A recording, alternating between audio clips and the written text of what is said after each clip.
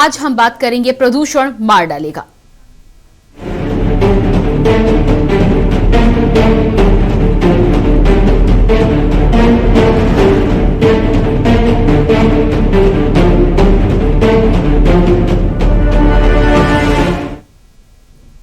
मौसम विभाग के अनुसार आने वाले दिनों में यूपी में धीरे धीरे ठंड का कहर बढ़ने वाला है। प्रदेश के ज्यादातर शहरों में सुबह से कोहरा और धुंध छाई नजर आ रही है। 25 दिसंबर से यूपी के ज्यादातर शहरों में मौसम का मिजाज बदलेगा। इन सबके बीच प्रदेश में फिर से वायु प्रदूषण बहुत खराब हो चुका है। ज्यादातर शहरों में ये बहुत खराब की श्रेणी के नीचे पहुंच चुका है। इससे पहले कि हम इस पर बात करें, देखिए एक रिपोर्ट।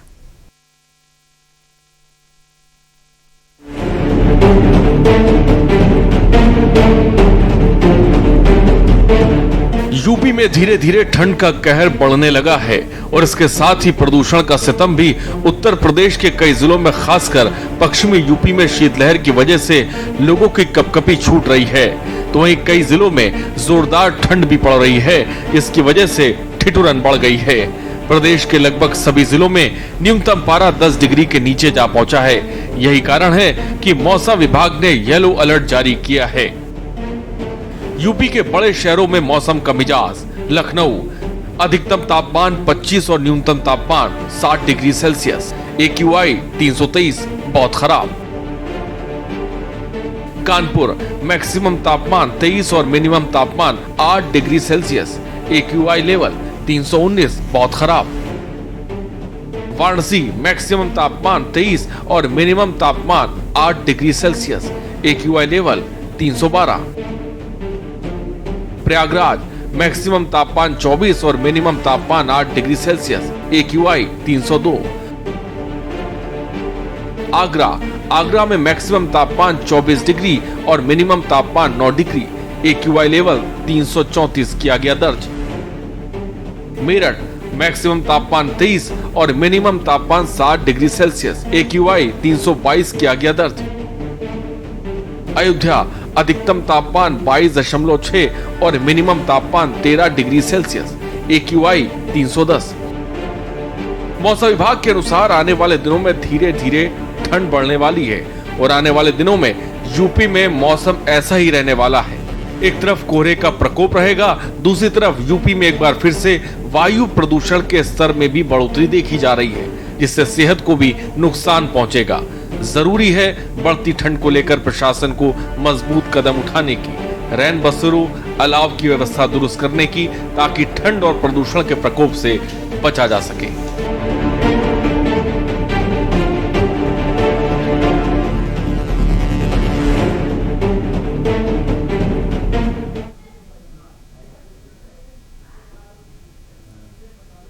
तो उत्तर प्रदेश में जिस तरह से मौसम विभाग के द्वारा येलो अलर्ट जारी किया गया है, साथ ही साथ AQI की यदि हम बात करें तो उत्तर प्रदेश के तमाम शहरों में ये 300 की रेंज में है, जो कि बहुत खराब की श्रेणी में आता है। ऐसे में क्या कुछ इंतजाम सरकारों के द्वारा किए जा रहे हैं, किस तरह से बचाव किया जाएगा, क्योंकि हमने देखा था कि राजधानी दिल्ली में 500-400 के पास जब AQI आया था तो स्थिति इतनी खराब हो गई थी कि उसके लिए तमाम तरह के इंतजाम करने पड़े थे। लोगों को सांस लेने में दिक्कत आ रही थी, घरों तक में मास्क का प्रयोग करना पड़ रहा था।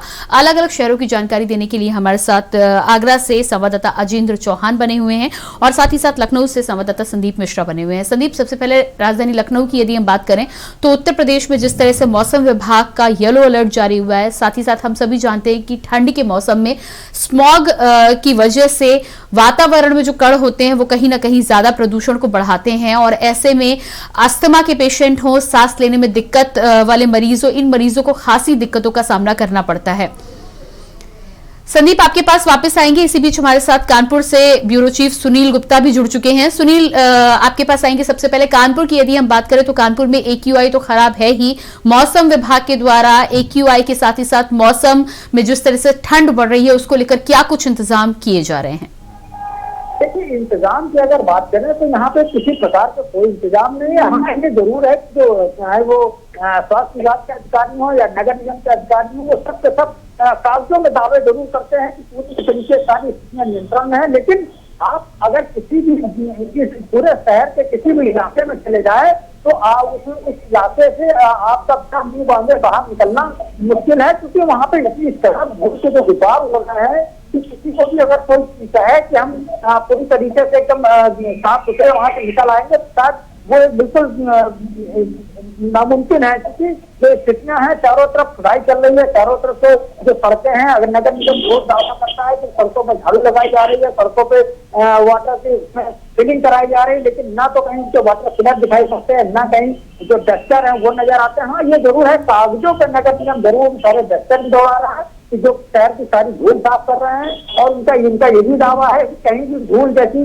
और जो प्रदूषण जैसी नहीं है। हाँ, ये एक बड़ी बात यही थी कि प्रदूषण विभाग है, इसमें तमाम सारे अधिकारी तैनात किए जाते हैं, क्षेत्रीय अधिकारी तक वहां पर तैनात किया जाता है, लेकिन उस अधिकारी की भी ये स्थिति है कि उन अधिकारी को भी शायद ये नहीं पता है कि कानपुर में प्रदूषण की क्या स्थिति है, जबकि वास्तविकता ये है कि कानपुर में जो AQI है वो 400 के पार यानी कम जा चुका है, लेकिन उसको नियंत्रित करने का कोई भी किसी प्रकार का प्रबंध नहीं कर रहा। और इससे सबसे बड़ी एक जो सामने स्थिति आ जाती है कि जो ये अभी कुछ समय पहले प्रदूषण मापक यंत्र लगाए गए थे, जो यहाँ पे फूलबाग पर लगाया गया था, इसके अलावा यहाँ पे बड़ा ब्रह्मनगर चौराहे पे 8 लाख रुपए करके वो मशीन लगाई है कि कहा जैसे ही प्रदूषण बढ़ेगा शहर में, इसमें अलग अपने आप में नजर आएगा, सब एकदम कूड़े के ढेर में तब्दील हो चुके हैं। किसी प्रकार का कोई मापक जैसी स्थिति ही नहीं बची है कि कोई बता सके कि जो यहाँ की स्थिति है वो क्या है, और मापक यंत्र लगाए गए थे तो किस कंपनी लगाए थे, वहाँ यहाँ भी अधिकारियों का भी स्तर कहा जाता है।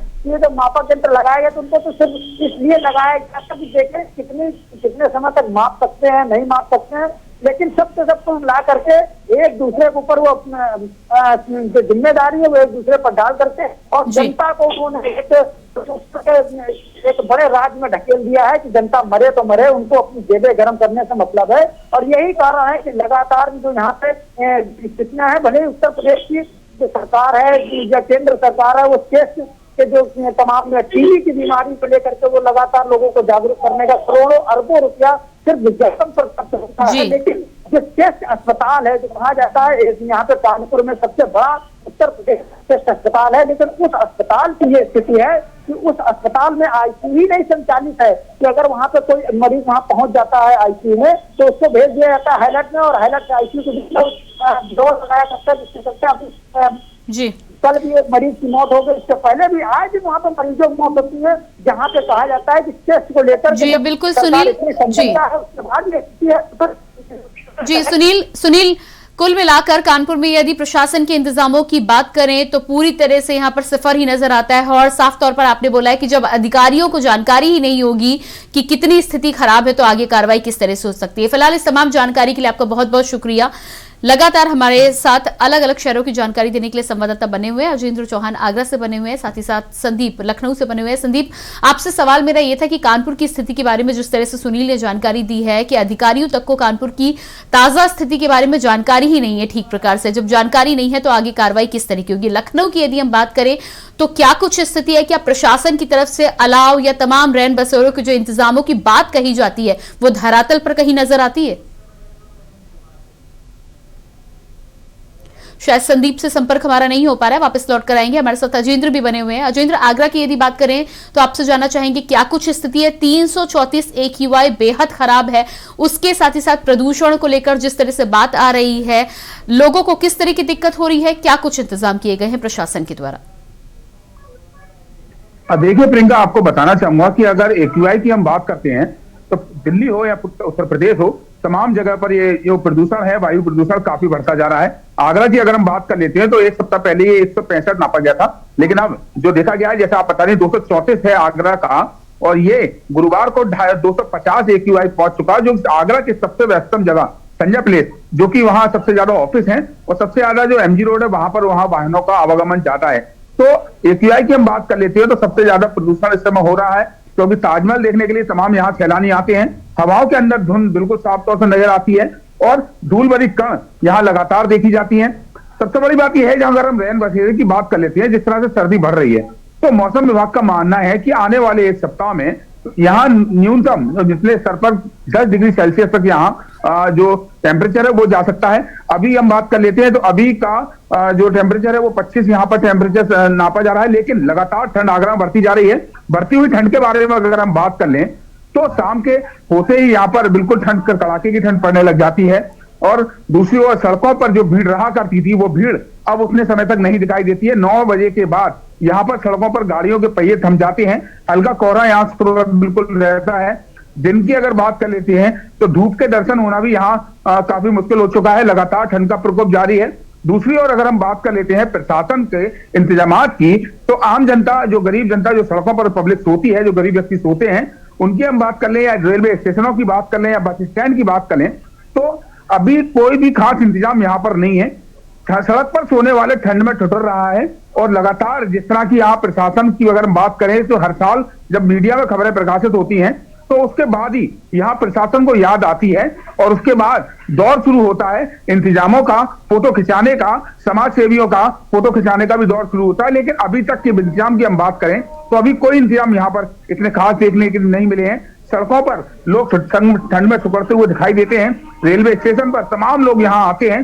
वहीं दूसरी ओर बस स्टैंड की बात कर लें तो रात के 1 बजे से लेकर 2 बजे तक भी यहाँ तमाम भीड़ देखने को मिलती है। लेकिन वहां ना ही कोई अलाव की व्यवस्था है, ना रैन बसेरे की व्यवस्था है। और ये व्यवस्था ना होना कहीं ना कहीं एक बड़ी बात है, क्योंकि जो जनता कहीं ना कहीं आराम मिलना चाहिए, उम्मीद करती है प्रशासन से, चाहे वो किसी भी जिले की बात की जाए। आगरा की हम बात कर रहे हैं तो आगरा में जिस तरह की व्यवस्थाएं होनी चाहिए थी, क्योंकि आगरा एक हिस्टोरिकल पैलेस है।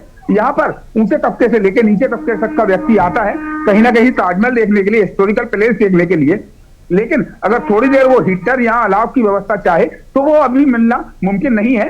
हो सकता है कि कुछ समय बाद प्रशासन यह सुचारू रूप से प्रियंका चालू कर सके। जी बिल्कुल, आप बने रहिएगा हमारे साथ। संदीप भी हमारे साथ लखनऊ से जुड़ चुके हैं। संदीप, मेरी आवाज आप तक पहुंच पा रही है? जी संदीप, आपसे ये जानना चाहेंगे कि आगरा और कानपुर की हमने बातचीत की, प्रशासन के द्वारा पुख्ता इंतजाम के तौर पर कुछ नजर नहीं आ रहा है। लखनऊ की भी यदि बात करें तो AQI बेहद खराब नजर आ रहा है। धूल भरे करोड़ों की यदि बात करें तो एटमॉस्फेयर में इस मौसम में रहते हैं। साथ ही साथ तमाम दावे किए जाते हैं कि रैन बसेरे से लेकर अलाव तक की व्यवस्था की जाती है। क्या राजधानी में ऐसा कुछ भी नजर आ रहा है आपको?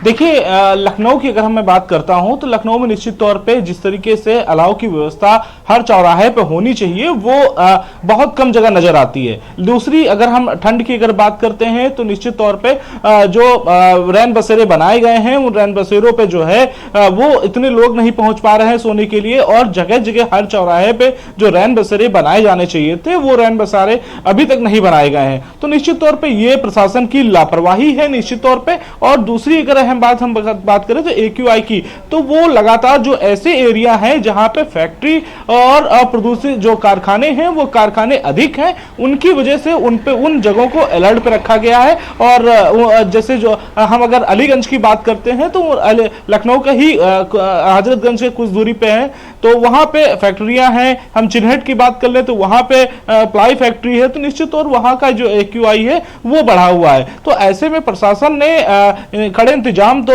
नहीं किए हैं, लेकिन साफ तौर पे ये लापरवाही है प्रशासन की देखी जाती है कि जहां पे AQI बढ़ता है तो वहां पे पानी के छिड़काव होने चाहिए और इसके साथ साथ में नगर निगम की टीम वहां साफ सफाई करती रहे। तो ये सारी व्यवस्थाएं होनी चाहिए, लेकिन वो जमीनी हकीकत पर नजर नहीं आती हैं। और इसके साथ साथ अगर ठंड की बात करते हैं तो रैन बसेरे के जो चौराहों पे व्यवस्था होनी चाहिए, या हम अगर बात करें कि अलाव की व्यवस्था होनी चाहिए, तो वो फिलहाल खास कुछ नजर नहीं आती लखनऊ के अंदर। और हो सकता है कि जैसे जैसे ठंड बढ़ रही हो तो प्रशासन जरूर जगे और इसके बाद से जो है वो प्रशासन जो है हर चौराहों पर और रैन बसेरे पर सख्त व्यवस्था भी कर सके। जी बिल्कुल अजेंद्र, जिस तरह से संदीप ने यहाँ पर जानकारी दी है कि AQI यदि बहुत खराब होता है या प्रदूषण बहुत अधिक होता है तो पानी की छिड़काव के द्वारा उसे कहीं ना कहीं कम करने का प्रयास किया जाता है। आगरा में क्या इस तरह की कोशिशें नजर आती हैं? ताजमहल को लेकर हर बार ये कहा जाता है कि प्रदूषण कम करने के लिए हर किसी को प्रयास करना चाहिए, क्योंकि उसका सीधा असर ताजमहल पर भी पड़ता नजर आता है। लेकिन प्रशासन की तरफ से हर बार हिदायत देने के बावजूद भी तमाम कमियां जो हैं वो धरी की धरी रह जाती हैं। देखिए प्रियंका, जिस तरह से आपने कहा कि ताजमहल के लिए हमेशा कोई बात कही जाती है, आगरा की अगर हम बात कर लेते हैं तो आगरा नगर निगम की हम बात कर लेते हैं तो नवीन आगरा, ग्रीन आगरा बोला जाता है। आगरा कागजों में जरूर नंबर 1 माना जाता है, चाहे यहाँ का प्रशासनिक अमला सूबे के मुखिया को जो भी रिपोर्ट देता हो उसके बाद यहाँ अवार्ड का दौर मिलता है, अवार्ड का दौर चलता है। लेकिन जमीनी हकीकत में ये सच है कि आगरा में अगर आते हैं तो धूल भरी सड़कें यहाँ देखी जाएंगी। आम जनता अगर बिना हेलमेट के कोई व्यक्ति बाइक चलाता है, जो कि गलत है बिना हेलमेट के चलाना, लेकिन हेलमेट के बिना या बिना चश्मा, बिना इसको चेहरे को ढके बिना गाड़ी चलाना, बाइक चलाना बहुत ही मुश्किल है। क्योंकि यहाँ पर अगर गंदगी की देखने आए तो एक और ताजमहल की खूबसूरती देख सकते हैं, दूसरी ओर आगरा की गंदगी देख सकते हैं। क्योंकि ये गंदगी उन माननीयों और उन जिले के प्रशासनिक अधिकारियों को दिखाई नहीं देती है, जो कि सूबे के मुखिया को जब वो आते हैं तो वो सड़कें सूबे के मुखिया के आने पर यहाँ सड़कें भी धुली जाती हैं, साफ सफाई भी की जाती है, और लेकिन वो उस एरिया तक करी जाती है जहां पर सूबे के मुखिया योगी आदित्यनाथ हवाई अड्डे से लेके और माल रोड से लेके सर्किट हाउस तक आते हैं। यहाँ जहां उनका प्रोग्राम तय होता है उससे उतने उनके आने से लेके उनके जाने के समय तक यहाँ साफ सफाई और प्रशासनिक अमले का काम जरूर दिखाई देता है। लेकिन अगर हम बात करें आम दिनों की, तो आम दिनों में आगरा में खुलेआम यहाँ सड़कों पर गंदगी का अंबार है। सड़कों पर कुंटल और धूल देखी जा सकती है, चाहे ओवरब्रिज हो या शहर की अच्छी जगह हो। जो एमजी रोड की हम बात कर लेते हैं, वहां पर तमाम मिट्टी देखी जा सकती है। हालांकि नगर निगम के अधिकारी अपने खानापूर्ति जरूर करते हैं, लेकिन यह बात तय है कि अगर सूबे के मुखिया इस बात की जांच करा लें कि आगरा के क्या हालात हैं, जिस खूबसूरती के लिए ताजमहल पूरे वर्ल्ड आगरा जाना जाता है, क्योंकि यहाँ ताजमहल स्थित है, उसको देखने के लिए पूरे वर्ल्ड से लोग आते हैं। और लेकिन एक वो नजारा भी यहाँ देखना लायक है कि यहाँ गंदगी का अंबार जगह जगह देखा जा सकता है। कूड़ेदान सड़कों पर बना रखे हैं और यहाँ पर खुलेआम मवेशी घूमते हैं। उसके बावजूद भी यहाँ का प्रशासनिक अमला और यहाँ के माननीय वो सभी आंखों पर एक पट्टी बांधे रहते हैं, क्योंकि उनको ये नजर नहीं आता है। अगर नजर आता है तो सिर्फ यही नजर आता है कि सूबे के मुखिया को खुश रखना है, और यही जनता तो हर बार की तरह से इस बार भी बेवकूफ बनेगी और फिर वोट देगी। जी बिल्कुल। जी अजेंद्र, आप बने रहिएगा हमारे साथ, संदीप आप भी हमारे साथ बने रहिएगा। एक छोटे से ब्रेक के लिए यहाँ पर रुक रहे हैं। लगातार सूबा बोलेगा में आज हम प्रदूषण को लेकर बातचीत कर रहे हैं। AQI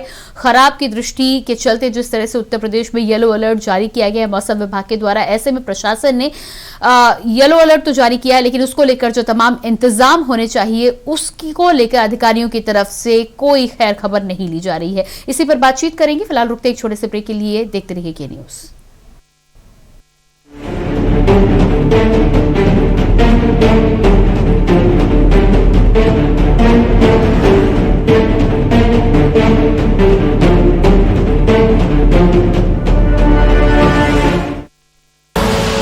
आप देख रहे हैं के न्यूज, खबरों का सारथी।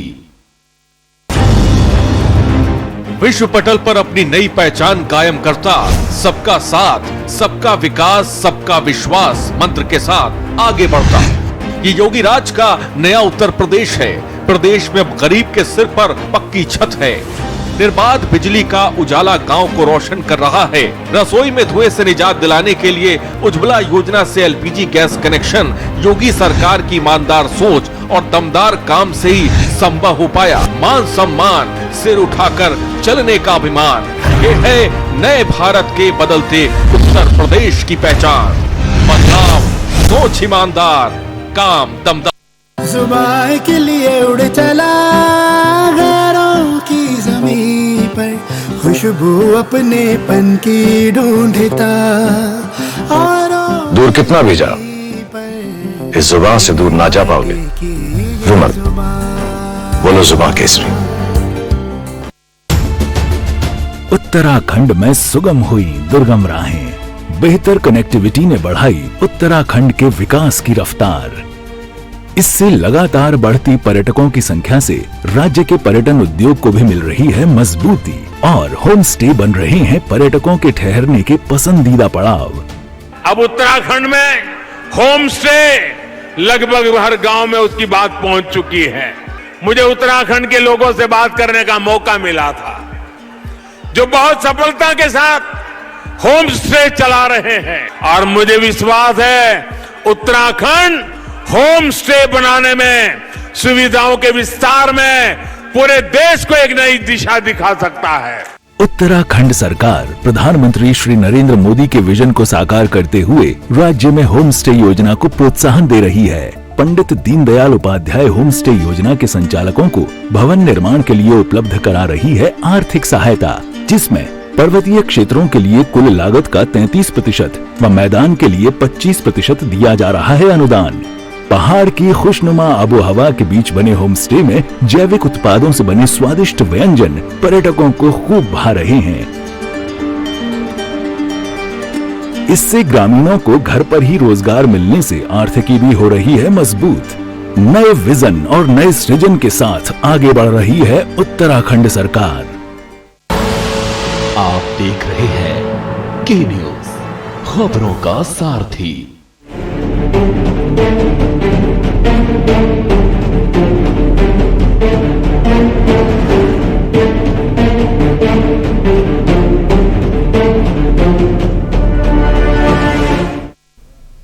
ब्रेक के बाद एक बार फिर से आपका स्वागत है सुबह बोलेगा में। आज हम बात कर रहे हैं प्रदूषण मार डालेगा। जिस तरह से मौसम विभाग के द्वारा उत्तर प्रदेश में येलो अलर्ट जारी किया गया है, ऐसे में प्रशासन की तमाम तैयारियों का जायजा लेने के लिए हम अपने संवाददाताओं से बातचीत कर रहे हैं। आगरा से हमारे साथ अजेंद्र चौहान और लखनऊ से संदीप मिश्रा बने हुए हैं। उसके साथ ही साथ यदि आप अपने विचार रखना चाहते हैं तो आप हमें कॉल भी कर सकते हैं। कॉल करने के लिए नंबर्स लगातार आप अपनी टीवी स्क्रीन पर देख सकते हैं। संदीप, लगातार जिस तरह से आगरा के बारे में हमने जानकारी दी, अजेंद्र ने साफ तौर पर जानकारी दी है कि ताजमहल को लेकर एक धरोहर हमारे पास है, लेकिन उसको सुरक्षित रखने का भी जो प्रयास किया जाना चाहिए प्रशासन के द्वारा, वहां तक भी लापरवाही आती है। फिर ऐसे में आम जनता की तमाम जरूरतों के बारे में तो बात ही कैसे की जा सकती है। लखनऊ की यदि हम बात करते हैं साफ तौर पर, तो ठंड के मौसम में मुख्यमंत्री के द्वारा तमाम बार इस बात को लेकर निर्देश दिए जाते हैं कि गरीबों का ध्यान रखा जाए, चाहे अलाव की व्यवस्था हो या कंबल की व्यवस्था हो, इन तमाम चीजों के बारे में जानकारी ली जाए और साथ ही साथ लोगों को ये जरूरतें मुहैया कराई जाए। लेकिन चुनावी मौसम होने के बाद भी अभी ठंड की शुरुआत हो चुकी है और प्रशासनिक अधिकारी इस पर ध्यान देते हुए नजर नहीं आ रहे हैं। क्या लगता है आपको कि इसमें भी मुख्यमंत्री आगे आएंगे और तब जाके ये तमाम चीजें होंगी?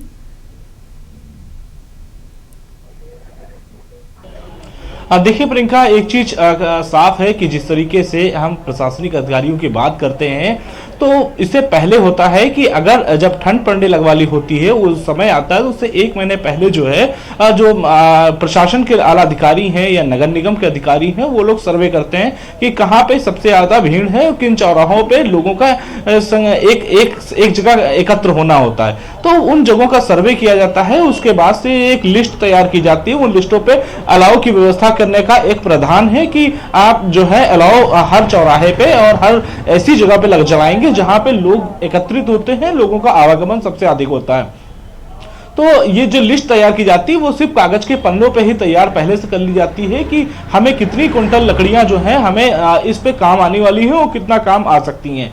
लेकिन साफ तौर पे जब प्रशासनिक अधिकारी जब इन छोटी छोटी गलतियों को जो है भूलने लगते हैं तो उसको लेकर के उत्तर प्रदेश के मुख्यमंत्री योगी आदित्यनाथ को एक्शन मोड में आना पड़ता है। हालांकि जिस तरीके से मुख्यमंत्री पिछली अगर हम ठंड की बात करते हैं तो वो स्वयं जो है निरीक्षण करने के लिए पहुंचे थे जहां रैन बसेरे बनाए गए थे। उन रैन बसेरों का उन्होंने स्वयं जाकर के निरीक्षण किया था और उनका हालचाल लिया था कि उनको खाने की व्यवस्था मिल रही है, रात में उनको कंबल और जो रहने की जगह है वो उनको उपलब्ध हो पा रही कि नहीं हो पा रही। इन सारी चीजों को लेकर के मुख्यमंत्री स्वयं जो है वहां पहुंचे थे और अपने जो आला अधिकारी हैं उनको कड़े निर्देश भी दिए थे। इसके साथ साथ मुख्यमंत्री ने यह भी निर्देशित किया था कि उत्तर प्रदेश के सभी डीएम जो हैं वो अपने अपने जिलों की जो है निगरानी करेंगे और जो रोड पे सो रहे लोग उनको जो है वहां से हटा करके उनको रैन बसेरे में उनको जगह दी जाए। तो निश्चित तौर पर रैन बसेरों की संख्या जो है मुख्यमंत्री के कहने पे पिछले वर्ष बहुत ज्यादा बढ़ाई गई थी, लेकिन इस वर्ष की अगर बात करते हैं इस वर्ष बहुत ज्यादा फिलहाल अभी तो नहीं दिखाई दे रहे हैं कि जो चौराहों पे रैन बसेरे बनने चाहिए, जहां पे भीड़ रहती है वहां पे रैन बसेरे होने चाहिए, वहां अलाव की व्यवस्था होनी चाहिए, ऐसी कोई व्यवस्था फिलहाल दिख नहीं रही है। लेकिन इससे निश्चित तौर पे जो प्रशासनिक अधिकारी हैं शायद हो सकता है कि जैसे जैसे ठंड बढ़ती है तो इसका संज्ञान जरूर लेंगे। लेकिन मौसम विभाग की तरफ से जो अलर्ट जारी किया गया है उससे साफ जाहिर है कि जो जैसे हिमाचल प्रदेश हो गया या बाहर के जो अन्य राज्य हैं उन राज्यों से जब पहाड़ों से जब ठंड की जब बर्फीली हवाएं जब चलेंगी तो निश्चित तौर पे उत्तर प्रदेश में इसका बहुत ज्यादा असर पड़ने वाला है और आने वाले कुछ कुछ दिनों के अंदर जो है ठंड का मौसम जो है काफी तेज बढ़ती नजर आएगी। तो इसको लेकर के प्रशासन को पहले से अलर्ट पे होना चाहिए और इसकी तैयारियां भी उनको कर लेनी चाहिए कि आखिर अगर ठंड बढ़ती है तो हम जो बाहर जनमानुष, जो रोड पर जनमानुष जो सोता है, उनको हम कहां पे सुला सकते हैं या उनके लिए क्या इंतजाम कर सकते हैं, कंबल कैसे उन तक पहुंच सकता है, वितरित कर सकता है। तो ये प्रशासन की जिम्मेदारी है, उस पर अगर वो खरा नहीं उतरता तो निश्चित तौर पर मुख्यमंत्री को एक्शन मोड में आना पड़ेगा। जी बिल्कुल अजेंद्र, यदि हम बात करें आगरा की, तो जिस तरह से दिल्ली में हमने देखा था कि 500 के आसपास AQI पहुंचा था, तो लोगों को घरों में मास्क लगाने की जरूरत पड़ रही थी। खासतौर से अस्थमा की पेशेंट की बात करें, सांस के मरीज की यदि हम बात करें तो उन्हें दिक्कतों का सामना करना पड़ रहा था। आगरा की यदि हम बात करें तो 334 पहुंच चुका है AQI। ऐसे में मरीजों को लेकर क्या कुछ सावधानियां, क्या डॉक्टरों के द्वारा हिदायत दी जा रही हैं, या आपसे ये जानना चाहेंगे कि आगरा में लोगों को किस तरह की दिक्कतें हो रही हैं मौसम खराब होने के चलते? देखिए, अगर हम प्रियंका AQI की बात करते हैं तो लगातार प्रदेश में और तमाम जगह राज्यों में AQI लगातार बढ़ता जा रहा है। जैसे कि हमारे साथी ने उन्होंने कहा कि जो फैक्ट्रियां हैं, फैक्ट्रियों की वजह से प्रदूषण होता है, लेकिन सबसे बड़ी बात यह है कि वाहनों का अगर पहले की अपेक्षा हम बात करते हैं तो जैसे जैसे जनसंख्या बढ़ रही है, जैसे जैसे टेक्निक आगे चल रही है, तो हालांकि सरकार और केंद्र सरकार हो या राज्य सरकार हो या मोटर व्हीकल कंपनियां हो, वो सभी CNG की ओर जोर दे रही है। लेकिन आज जो वाहनों की अगर हम बात करते हैं, जो सड़कों पर आज से 10 साल पहले वाहन चलते थे, वो वाहन की संख्या आज 4 गुनी 10 गुनी ज्यादा हो चुकी है। तो सड़कों को जैसे आपने देखा, हम आगरा की बात करें तो सड़कों पर अगर एक रेड लाइट होती है तो यहाँ पर सैकड़ों की संख्या में गाड़ियां इकट्ठी हो जाती हैं। सबसे बड़ा प्रदूषण उन वाहनों से यहाँ पर होता है। दूसरी बात, अगर ये वाहनों का प्रदूषण इस कदर होता है कि यहाँ पर खुले में नाक बिना। जी बिल्कुल अजेंद्र, जल्दी से अपनी बात खत्म करें, हमारे पास समय बहुत कम है। हाँ बिल्कुल, जिस तरह से अगर प्रदूषण की बात करें तो आगरा में आम हवा को लेना बहुत ही मुश्किल है बिना मास्क के लगाए। अगर डॉक्टरों की बात करें तो हिदायत देते हैं कि मास्क लगाकर रखिए, मुंह ढककर रखिए, क्योंकि कहीं ना कहीं ये प्रदूषण एक हानिकारक हो सकता है और लगातार बढ़ता प्रदूषण एक चिंता का विषय है, क्योंकि जी बिल्कुल अजेंद्र, इस तमाम जानकारी के लिए बहुत बहुत शुक्रिया। संदीप, आपका भी बहुत बहुत शुक्रिया। तो लगातार आज हम लखनऊ और इसके साथ ही साथ कानपुर, आगरा, इन तमाम शहरों के बारे में जानकारी ले रहे थे। अलग अलग शहरों में जिस तरह की स्थितियां हैं, मौसम विभाग के द्वारा येलो अलर्ट जरूर जारी किया गया, लेकिन धरातल पर यदि तैयारियां देखी जाए तो तमाम तैयारियां धरातल पर नजर नहीं आती। ऐसे में देखना होगा कि प्रशासन के साथ ही साथ तमाम अधिकारियों को भी अब एक बार सचेत हो जाने की जरूरत है।